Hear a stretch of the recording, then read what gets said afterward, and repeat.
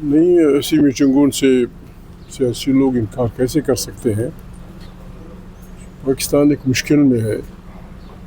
یہ بحران ایک پارٹی کے بس کی بات نہیں ہے، تمام پارٹیوں کو، بلکہ لاؤڈلی تھنکنگ اب تو جو جنگ جو ہمارے ہمسائے میں ہو رہی ہے وہ جس گہرائی اور پھیلاؤ کی طرف جا رہی ہے، ہمیں بالکل ایک قومی حکومت کا سوچنا چاہیے.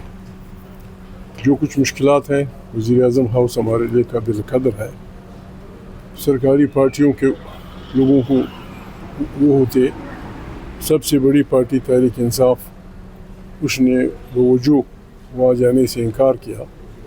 ہماری بھی تجویز یہی تھی، علامہ صاحب نے سینٹ میں کہا تھا. میں مشکور ہوں رانا کے دوستوں کا، وہ کوشچن چیمبر آئے تھے، وہ ہمارے بھائی ہیں.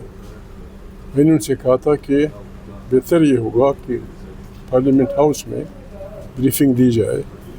یہ مخصوص لوگوں کو بلانا خود پارلیمنٹ کی ایک قسم کی بتوقیری بن جاتی ہے.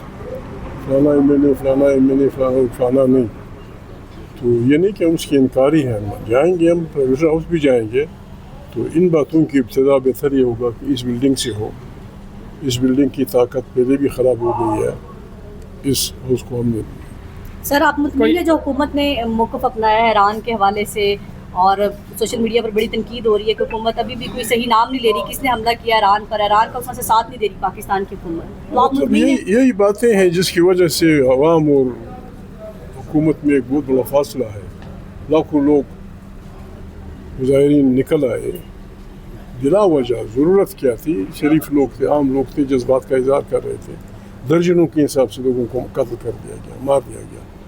جب کہاں جا رہے ہیں؟ ایران ہمارا ہمسایہ ہے، واضح بات ہے. اس کو ایک دفعہ نہیں، دو دفعہ نہیں، زمانوں سے جب ایک پاورفل مائٹی امریکنز پریزیڈنٹ دنیا کا سب سے طاقتور آدمی ہے، وہ جب وہاں سے کہتا ہے کہ میں نے خامنہ کو مارنا ہے، میں نے فلانے کو مارنا ہے، پتہ نہیں دنیا کہاں جا رہی ہے.